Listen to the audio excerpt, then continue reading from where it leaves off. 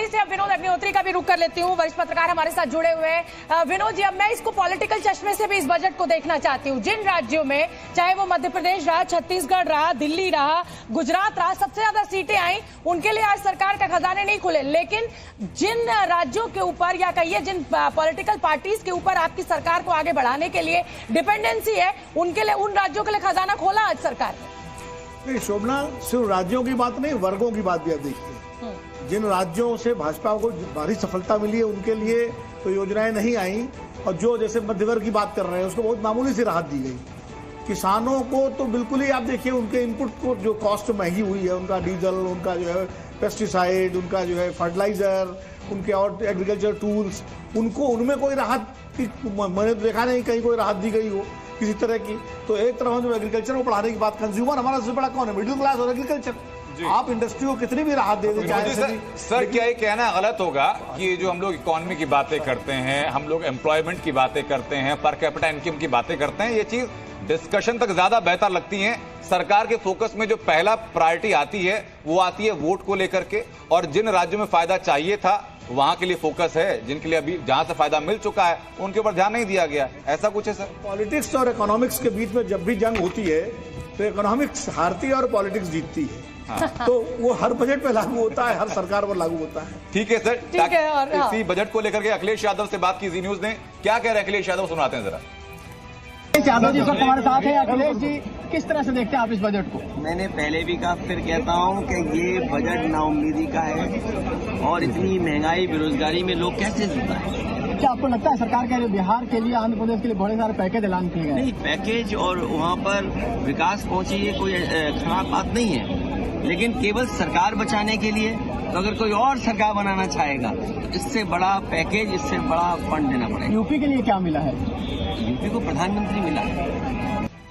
तो अखिलेश यादव इसको नाउमीदी का बजट बता रहे हैं। आरती टिक्कू मेरे साथ जुड़ी हुई हैं। आरती टिक्कू, अभी हमने आंकड़े भी दिखाए, बहुत ज्यादा जिनकी सैलरी 30 लाख से ऊपर है उनके लिए कोई फायदा नहीं है। मिडिल क्लास और सैलरीड क्लास को कोई बहुत ज्यादा मेजर कोई फायदा नहीं है। अगर आप 17,500 रुपए 1 रुपए से जोड़ रहे हैं तो मतलब मैं कहूंगी बाजार की दृष्टि से, पॉलिटिकल दृष्टि से मैं आपका आकलन चाहती हूँ, इस बजट को आप कैसे देख रहे हैं? देखिए, मुझे तो लगता है कि निर्मला जी ने मिडिल क्लास को तो थैंक यू बोल दिया है, तो वो आप भी एक्सेप्ट कर लीजिए। लेकिन मिडिल क्लास थैंक यू नहीं बोल पा रहा है। मिडिल क्लास बेशक थैंक यू ना बोल पाए, और इस बजट से साफ जाहिर है कि मिडिल क्लास पॉलिटिकली आज की डेट में प्रायोरिटी नहीं है। प्रायोरिटी है एक तो आपका यूथ, जो 4 करोड़ जॉब्स की बात की है निर्मला सीतारमन ने, और एग्रीकल्चरल रूरल डेवलपमेंट। ये 3 फोकस एरियाज है पॉलिटिकली, और मुझे लगता है कि वहां पे वो ध्यान दे रही है। वो क्या ये ट्रांसलेट कर पाएंगी बहुत जल्दी, चूंकि स्टेट असेंबली इलेक्शंस आने वाले दिनों में है, क्या इसका लाभ उन असेंबली इलेक्शंस में होगा, वो कहना बहुत मुश्किल है। क्योंकि बेशक आपने बजट एलोकेशन दी, आपने लाखों करोड़ों रुपया दे दिया, बट कितनी तेजी से आप एम्प्लॉयमेंट दे पाएंगी, और कितनी तेजी से रूरल डेवलपमेंट, और कितनी तेजी से एग्रीकल्चर सेक्टर जो एक सवाल और है, और ये आरती जी आप ही के लिए है, क्योंकि आप अक्सर मेरे साथ पैनल में बैठती हैं। 1 करोड़ घर बनाने की बात शहरों में की जा रही है, लेकिन किसी का ध्यान इस चीज पर नहीं है कि शहरों में बाकी इंफ्रास्ट्रक्चर कैसे होगा। आप घर तो बना रहे हैं, आप दिल्ली का आइडिया ले लीजिए, दिल्ली का उदाहरण। आपने एम्स पे जहां पर 200 घर थे वहां 2000 घर बना दिए, रिंग रोड आपने चौड़ी नहीं की। तो कुल मिलाकर आप स्मार्ट सिटीज की बात करते हैं, आप घर बनाने की बात करते हैं, लेकिन सड़क पर तो सारे यही घर के लोग उतर के आएंगे ना। इस पर कोई ध्यान नहीं है, इस बजट में कोई प्लानिंग है इसमें नहीं दिखाई दे रही है। देखिए, जैसे कि मैंने कहा कि हाँ, मिडिल क्लास को थोड़े बहुत इंसेंटिव्स देने की कोशिश है, लेकिन पॉलिटिकली मुझे जो लग रहा है कि जो स्ट्रेस एरियाज है वो यूथ है, यूथ अनएम्प्लॉयमेंट। इनफैक्ट अनएम्प्लॉयमेंट का मुझे लगता है कि बहुत जरूरी है कि डिस्टिंक्शन किया जाए परमानेंट एम्प्लॉयमेंट और मार्जिनल एम्प्लॉयमेंट में। छोटा सा मैं सवाल इसी बीच में आपसे करूंगा, जब आप एम्प्लॉयमेंट की बातें करते हैं तो कहां से एक्सपेक्टेशन की बात होती है? सरकार से नौकरी की उम्मीदें होती हैं या प्राइवेट सेक्टर से नौकरी की उम्मीदें होती हैं? कहाँ की प्रायोरिटी की बात करते हैं? पर कॉर्पोरेट टैक्स में तो छूट देखिए, सरकार दे रही है ना, प्राइवेट सेक्टर को तो भाई दे नौकरियां, कॉर्पोरेट ये तो उनकी जिम्मेदारी है। नहीं, सरकार तो इसलिए भी है 500 कंपनीज में इंटर्नशिप अरे करने एक की साल बात बाद क्या करी होगा सर? बट वो इंटर्नशिप वो प्राइवेट कंपनीज देने को तैयार होंगी कि नहीं? हाँ, नहीं, ये बात कर ली होगी उन्होंने ठीक है, पहले। रंजीत नहीं, कुमार नहीं, जी भी मेरे साथ जुड़े हुए हैं। पहले भी रंजीत जी, सबसे बड़ी नौकरियों बात, का यहाँ सबसे ज्यादा चर्चा हो रही है backwards इसलिए को क्योंकि नौकरी युवा देने की जो बात है हुई वो थी, बेहद it didn't परेशान है। work क्या कहेंगे आप? स्किल में पूछ रहे हैं आप? हाँ जी, स्किल में गवर्नमेंट की अगर आप इकोनॉमिक सर्वे को कल देखें तो उन्होंने ये चिंता जताई है कि यूथ में स्किल डेवलपमेंट नहीं हो पा रही है, इसीलिए उन्होंने स्किल पर इतना जोर दिया। 10 लाख रुपए तक का लोन बढ़ा दिया ताकि लोग हायर एजुकेशन कर सकें, और सारी स्कीम जो उन्होंने स्किल डेवलपमेंट पर फोकस करी है। तो सरकार को ये पता है कि हमारा जो यूथ है वो एम्प्लॉयबल नहीं बन पा रहा। हर सेकेंड यूथ जो ग्रेजुएट है वो एम्प्लॉयबल नहीं है, जो कल इकोनॉमिक सर्वे में कहा। तो इस चीज को ध्यान में रखते हुए सरकार ने स्किल डेवलपमेंट पर जोर दिया है, और ये इनको करना पड़ेगा क्योंकि आज यूथ पॉपुलेशन अगर स्किल नहीं होगी तो it will be a larger ramification, इसीलिए सरकार का उधर ध्यान। जी, इसके साथ में एक स्टार्ट ये भी है कि कुछ वक्त पहले मोतीलाल ओसवाल की रिपोर्ट थी, उस रिपोर्ट में कहा गया था कि प्राइवेट कंपनीज ने एम्प्लॉयमेंट एक्सपेंशन के लिए 19 साल में ऑन एन एवरेज सबसे कम इन्वेस्ट किया है। तो अगर आप एम्प्लॉयमेंट के लिए खुद को एक्सपेंड ही नहीं कर रहे हैं तो नौकरी आएंगी भी तो सर कहां से? नहीं, तो आज आपकी बात बिल्कुल सही है। Private sector can not be A biggest source of employment generation, MSME sector is the biggest source of employment, इसलिए उन्होंने एमएसएमई पर भी ध्यान दिया है। तो अगर आप स्किल डेवलपमेंट और एमएसएमई पर फोकस देखें सरकार का, तो उनका रोड मैप सही है। हाँ, इसमें समय लगेगा, we have to more focus. ठीक है योगेंद्र जी ठीक है, मैं आऊंगी आपके पास रंजीत जी। योगेंद्र जी, रोड मैप ठीक है लेकिन समय लगेगा, लेकिन ये तो आप देख रहे हैं 75 साल आजादी के पूरे हो चुके हैं, बेसिक रिक्वायरमेंट, साफ पानी, साफ हवा, ऐसी भी दिक्कतें हैं, और अभी भी और समय लगेगा बाकी चीजों के लिए। राइट, देखिए मैं ये कहना चाहूंगा कि गवर्नमेंट का फोकस जो स्किल डेवलपमेंट में है वो इन सिंक नहीं है विद ग्राउंड रियलिटी। बिल्कुल देखिए, आज हम वर्ल्ड इनइक्वालिटी की रिपोर्ट अगर हम देखें तो उसमें 50% जो बॉटम पॉपुलेशन है इंडिया की, उनका जो इनकम में शेयर है इंडिया की वो सिर्फ 13% है। ये दिखाता है कि आप जो है एक पुअर स्ट्रेटा से जो आ रहा है बच्चा, उसके बारे में नहीं सोच रहे हैं। आप स्कीम बनाते हैं लोन से रिलेटेड। अगर आप 25,000 रुपए महीना कमाते हैं तो आप टॉप 10% लोगों में आ जाते हैं जिनकी इनकम बेहतर है, ऐसा भी है। और 25,000 में आप जानते हैं जहां 100 रुपए किलो का टमाटर मिल रहा हो वहां 25,000 रुपए क्या होते हैं। राइट, देखिए अनएंडिंग माइग्रेशन हो रहा है इस देश में। जो वीएन सिंह जी ने बोला कि जो किसान का बेटा है वो एग्रीकल्चर में नहीं रहना चाहता है, वो माइग्रेट कर रहा है अर्बन एग्लोमरेट्स में, अर्बन सेंटर्स में। ही इज लो स्किल्ड, वो जाके ही एंड्स अप इधर एज अ कंस्ट्रक्शन वर्कर, और अगर उसको गाड़ी वाड़ी चलानी आती है तो वो ड्राइवर टाइप कुछ बन जाता है। कैश नहीं है फार्मिंग में, और इस वजह से। हाँ जी, इसमें मैं एक पॉइंट कहना चाहती हूँ। एक्चुअली एग्रीकल्चर सेक्टर में सीजनल जॉब होती है, सीजनल एम्प्लॉयमेंट होती है।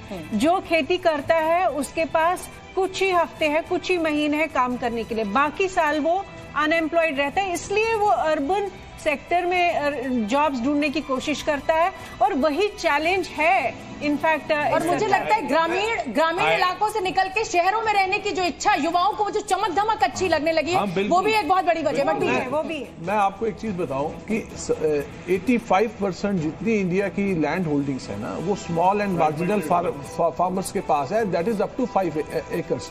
आप एक्सपेंडिंग फैमिली 5 एकड़ में कोई कितना कमा लेगा, कितना यील्ड होगी, एक वो भी रीजन है। दूसरी बात क्या है, ये इतनी प्रोडक्टिव भी नहीं है, वो अपने कंजम्पशन के लिए यूज होती है। जो स्मॉल एंड मार्जिनल फार्मर है वो अपने कंजम्पशन के लिए मैक्सिमम चीज वो निकालता है। हिंदुस्तान, और उसमें एक और एडिशनल चीज है, टोटल 195 मिलियन हेक्टेयर हमारा इरिगेटेड एरिया, ये मतलब ये जो है ना एग्रीकल्चर से खेती की भूमि जो होती है, जिसमें से 63% आपका रेन फेड है। तो उसमें क्या है कि आपकी अनसर्टेनिटी जो होती है ना, कभी फ्लड आ गया, कभी रेन आ गया, उससे भी बड़ा फर्क पड़ता है।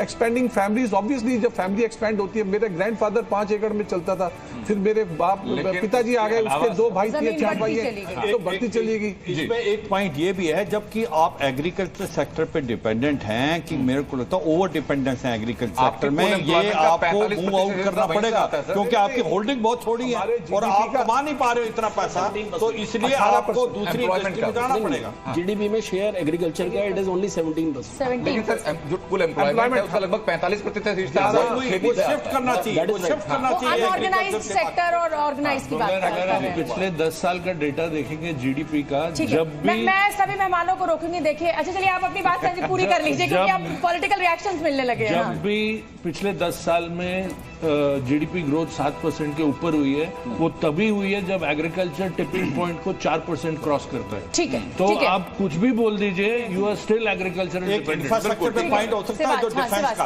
देखो इंफ्रास्ट्रक्चर जो डेवलप हो रहा है लद्दाख से लेकर अरुणाचल प्रदेश, इसके 2-3 फायदे हो रहे हैं। इसके अंदर क्या हो रहा है कि जो इकोनॉमी डेवलपमेंट उस इलाकों की हो रही है, जो कि बॉर्डर एरिया था, जिसको हम पहले कहते थे लास्ट विलेज, आज उसको फ्रंट विलेज माना जाता है, और वहां डेवलपमेंट होने से जो लोग माइग्रेट कर देते थे आपके सर्दियों में, आप वहीं रहते हैं। तो ये देखें, आप जब इंफ्रास्ट्रक्चर डिफेंस के लिए आप डेवलप कर रहे हैं तो उसके कितने फायदे। और तीसरा कि जो हम अब अपना हथियार खुद बनाने लगे हैं, तो आपका जो एमएसएमई है, प्राइवेट सेक्टर है, उनको भी जॉब मिल रही है। और अब ये हो गया है कि make in India, make for world, इसका मतलब आज 22,000 करोड़ आप एक्सपोर्ट करें हथियार, आने वाले साल में 1 लाख अनंत। अब हमें देखिए, हमने अखिलेश यादव का रिएक्शन दिखाया, और अब डिंपल यादव क्या कह रही है, शत्रुघ्न सिन्हा क्या कह रहे हैं, वो सुनवा देते हैं दर्शकों को। मौजूदा सरकार में आप चीजें तो लेके आते हैं, लेकिन आप उनको परस्यू नहीं करते हैं, विच इज वेरी सैड। तो आपको लग रहा है कि महिलाओं के हिसाब से इस बजट में जो प्रोविजंस होने चाहिए थे, एटलीस्ट न्यूट्रिशन होना चाहिए, लेके उनकी सेफ्टी को लेके होना चाहिए, महिलाओं के कुछ भी नहीं है। घर का किचन का ध्यान रखा गया है मैम? मैं समझती हूँ किचन का ध्यान नहीं रखा गया है, क्योंकि सरकार महंगाई के बारे में कोई स्टेप्स लेना ही नहीं चाह रही है। और जहाँ तक हम देखेंगे तो जो परचेजिंग पावर है जो रूरल एरियाज में है, वो लगातार घटती जा रही है, इसके ऊपर भी कोई ध्यान नहीं दिया गया है। बिहार के लिए जो हुआ है, बिहार का होने के नाते बहुत अच्छा लगा, लेकिन उसकी कीमत तो आपको चुकानी ही थी। यानी बिहार को ऐसे नाक नहीं पकड़ के वैसे नाक पकड़ा, तो लोग एक्सपेक्ट भी कर रहे थे, अच्छा किया। बिहार को ज़रूरत भी थी, बिहार की मांग भी थी, आपने किया। लेकिन साथ साथ आपने आंध्रा के लिए भी किया, एक्सपेक्टेड था। लेकिन बाकी आपने तेलंगाना के लिए क्या किया, पंजाब के लिए क्या किया, और जैसा आपने कहा बंगाल के लिए क्या किया। बहुत सारी बातें हैं जिस पे अब कल से उछल के बातें हों। सुनील जी, आपके पास आना चाहूंगी, क्या सरकार का ध्यान महंगाई पर नहीं है, और इस बजट में ऐसा कोई भी आपको प्रयास नहीं दिख रहा है जिससे महंगाई कम हो? नहीं, ऐसा नहीं कह सकते हैं हम। अगर हम ओवरऑल महंगाई देखें पूरी दुनिया में और यूक्रेन वार के बाद में, तो शायद हम सबसे कम पहले पायदान पर हैं कम महंगाई के। अगर हम इतने बुरे हालात में भी 5-6% पे इसको कंट्रोल कर पा रहे हैं। मैं आपको रोक रही हूँ क्योंकि जब आपने विदेशों से कंपेयर कर दिया है तो पर कैपिटा इनकम से भी आपको कंपेयर करना पड़ेगा। वहां पे विदेशों में पर कैपिटा इनकम क्या है और हमारे देश में क्या है, उनकी महंगाई और हमारी महंगाई। तो हम जब महंगाई की बात करते हैं या टैक्स की बात करते हैं तो हम विदेशों की जरूर बात करते हैं। हम ये नहीं बताते कि वहां पर साफ हवा, साफ पानी, बढ़िया एजुकेशन, बढ़िया मेडिकल सर्विसेज मिलती है जो हमारे देश में नहीं मिलती। नहीं शोभना, मैं खाली डेवलप्ड नेशन की बात नहीं कर रहा, मैं डेवलपिंग नेशन की बात भी कर रहा हूँ जहाँ पे महंगाई की दर बहुत ज्यादा है। अगर आप डेवलपिंग नेशन को देखेंगे, रशिया, तुर्की, बांग्लादेश, पाकिस्तान, सब में देखेंगे तो हमसे बहुत दूर है। वो 30-40% महंगाई की दर पे बैठे हुए हैं, हम 4-5 पे। ये बहुत बड़ा अच्छा प्रयास है, इसमें हमें मानना चाहिए। जहाँ तक आपने बात की पर कैपिटा इनकम की, देखिए अगर हम पर कैपिटा इनकम नापते हैं डॉलर्स में तो सारा गड़बड़ होती है। अगर परचेजिंग पावर पैरिटी देखें, अगर हम डॉलर क्या खरीदता है अमेरिका में और डॉलर क्या खरीदता है इंडिया में, उसको देखेंगे तो फिर आपको पता चल जाएगा। पीपीपी मॉडल पे समझें तो फिर हमारा ठीक है, ओवरऑल सिस्टम ठीक है, इसमें हम मानेंगे। दूसरी बात यह है कि सरकार ने जो 11 लाख करोड़ रुपए कैपेक्स में खर्च करने की बात की है, जैसा अभी सर कह रहे थे, कैपिटल एक्सपेंडिचर से बहुत एम्प्लॉयमेंट जनरेट होती है, उसका मल्टीप्लायर इफेक्ट 3-3.5 तो मैडम कहती है, लेकिन माना जाए तो 4 तक बैठता है उसका। एक जो समस्या है, जैसे अब इन्होंने कहा कि हम एक 2-3 अच्छी बातें भी हैं बजट में, जैसे एम्प्लॉइज कंट्रीब्यूशन को 14% तक कर दिया है। ये छुपी बात है, बिटवीन द लाइंस हम पढ़े तो 4% का सीधा फायदा हर नौकरी पेशा को मिलेगा। क्योंकि वो डिडक्शन एम्प्लॉयर को भी मिलेगी और एम्प्लॉय को मिलेगी। आपको पता होगा एनपीएस में जो डिडक्शन मिलती है एम्प्लॉयर कंट्रीब्यूशन की, वो टैक्स एग्जम्प्ट होता है, यानी 4% की छूट आपको सरकार ने और दे दी है, एम्प्लॉय को भी दी है। वो ये बेनिफिट की बात इस बजट में आई है। एनपीएस वाली तो विदिन 150 रहेगा, जो होल अमाउंट एग्जम्प्ट होता है, पूरा डिडक्शन मिलती है। 80 CCD 1 में पूरा अमाउंट एग्जम्प्ट होता है, चाहे कितना भी अमाउंट हो, जो एम्प्लॉयर कंट्रीब्यूट कर रहा था तो उसकी छूट एम्प्लॉयर को भी दी है और एम्प्लॉय को भी दी है। ठीक है, मुझे लगता है तब मुकेश और नीरज भी हमारे साथ जुड़े हुए एक्सपर्ट्स हैं। मुकेश जी, मैं जानना चाहूंगा एक चीज पर जो लगातार निगाहें थी जब इकोनॉमिक सर्वे आया उसके बाद भी, उसके पहले भी, कि देश में नौकरियों के सृजन को लेकर के सरकार क्या कर रही है। जितनी घोषणाएं आज हुई हैं, ग्रामीण क्षेत्र के विकास के लिए बात हुई है, स्किल डेवलपमेंट के लिए एक्स्ट्रा एलोकेशन की बात हुई है, मुद्रा लोन को बढ़ा दिया गया, क्या एम्प्लॉयमेंट जनरेशन उसी रफ्तार से बढ़ेगा इसके बाद? बिल्कुल बढ़ेगा। आप अगर देखेंगे तो ईपीएफओ में भी जो रजिस्टर्ड हैं, जो कंपनीज रजिस्टर्ड हैं, उनके लिए भी ए कैटेगरी, बी कैटेगरी और सी कैटेगरी में डिफाइन किया है। उसमें उन्होंने कहा कि ए कैटेगरी में 30 लाख एम्प्लॉय जनरेशन होगा, एक में 1 करोड़ होगा, एक में 2 करोड़ होगा। तो वो एम्प्लॉय जनरेशन तो होगा ही होगा, जॉब जनरेशन तो होगा ही होगा। इसके साथ एमएसएमई सेक्टर में भी अगर आप देखेंगे तो क्रेडिट गारंटी को बढ़ाया गया है। क्रेडिट गारंटी यानी 100 करोड़ तक का लोन बिना किसी कोलेटरल सिक्योरिटी के, जिसमें कि सेंट्रल गवर्नमेंट गारंटी देगी। तो ये एक बहुत बड़ी बात है। अगर एमएसएमई सेक्टर में लोन मिलेगा, वो अच्छे से काम कर पाएंगे, तो उसमें भी एम्प्लॉयमेंट बढ़ेगा। तो ओवरऑल देखेंगे तो आपने जो ई श्रम पोर्टल की बात की सर, एक डेटा ये कहता है कि ई श्रम पोर्टल पर लगभग 30 करोड़ के आसपास का रजिस्ट्रेशन है। वहां से जो नौकरी मिली उसमें लगभग 80% लोगों की जो तनख्वाह है, जो कमाई, वो 10,000 रुपए के आसपास है। तो या तो गरीबी रेखा के बिल्कुल मुहाने पर है या जरा से ऊपर है। तो सर वो एडिशनल एम्प्लॉयमेंट की बात कर रहा है। अगर आप इसमें देखेंगे तो प्रेजेंट एम्प्लॉय की बात नहीं कर रहा, वो एडिशनल एम्प्लॉयमेंट की बात कर रहा है। ठीक है, मैं नीरज जी का, हाँ संजीव जी, देखा एयर इंडिया के 600 नौकरियों के लिए जो हुजूम जुहू में उतरा। नहीं वो ये तो आपको आंकड़े बताने की जरूरत ही नहीं, तो दिख रहा है, जमीन पर दिख रहा है। मतलब पियोन की नौकरी के लिए अगर ग्रेजुएट इंजीनियर, पियोन की नौकरी के लिए अगर ग्रेजुएट इंजीनियर को आवेदन भरना पड़ रहा है, लेकिन फिर सवाल वही खड़ा होता है कि क्या हम उस क्वालिटी के स्किल्ड लोग तैयार कर रहे हैं जो उस नौकरी को पा सके। मेरा सवाल नीरज जी आपसे है, मैं फिर आऊंगी योगेंद्र जी आपके पास। हाँ जी सौदा जी, ये मैं शायद नाम मिस कर रही हूँ। मुकेश जी के साथ जो हमें दिखाई दे रहे हैं विंडो में, मनीष। हाँ, ये मेरा सवाल मनीष जी, सॉरी, मैं क्षमा चाहती हूँ। मनीष जी, देखिए स्किल डेवलपमेंट की बात हो रही है, हम स्किल्स की बात कर रहे हैं, ट्रेनिंग की बात कर रहे हैं, ट्रेनिंग देने की बात कर रहे हैं। Institute of chartered accountants of India, president साहब मेरे सामने बैठे हैं, वो जानते हैं ये ट्रेनिंग का कल्चर तो बहुत पुराना है। एक सीए जो प्रैक्टिस में है वो ट्रेनिंग देता है और वो स्किल डेवलपमेंट करता है, पर उस सीए को क्या मिल रहा है, उस सीए को आज तक बेनिफिट क्या मिला है सरकार की तरफ से? या वो कहिए आम आदमी या जो एक आम सीए जो एक प्रैक्टिस स्टार्ट करता है, 3-4 लोगों को ट्रेनिंग देता है, 3 साल की एक ट्रेनिंग कंप्लीट करवाता है, एक अकाउंटेंट डेवलप करता है, उसको ऐसा कोई बेनिफिट नहीं मिलता। वो सरकार की तरफ से भी इतना पैसा कमाते हैं, हमें तो यही लगता है पढ़ लिख के सीए बन गए होते। सीए बनिए, ये थोड़ा डाइजेस्ट करना बहुत मुश्किल है अगर सीए इस कंट्री के बोले कि उनको कोई बेनिफिट नहीं। देश का साथ दे रहे हैं, रंजीत जी भी हंस रहे हैं। अल्फाबेट्स ऑफ ट्रस्ट हम कहते हैं, ऐसे ही नहीं कहते। अगर हम इकोनॉमी में साथ दे रहे हैं, एक सरकारी विभाग की तरफ से हमें कैसे ट्रीट किया जाता है, इसके लिए भी तो कुछ मार्गदर्शन बनने चाहिए, कुछ ट्रेनिंग बननी चाहिए। आई थिंक योगेंद्र जी कुछ कहना चाह रहे, फिर आती आपके पास आती हूँ। हाँ देखिए, मैं स्किल डेवलपमेंट के ऊपर कहना चाह रहा था कि देखिए हमारी कंट्री के अंदर एक seriously there are certain gaps और मिसमैचेस हैं। आज हम देख रहे हैं कि टाटा कंसल्टेंसी सर्विसेज जैसी कंपनी जो है वो ये कह रही है कि उनके पास 80,000 वैकेंसीज हैं जो फुलफिल नहीं हो पा रही हैं क्योंकि रिक्वायर्ड स्किल सेट्स नहीं है। ये तब है जब हम इंडिया को नॉलेज फैक्ट्री बोलते हैं वर्ल्ड की।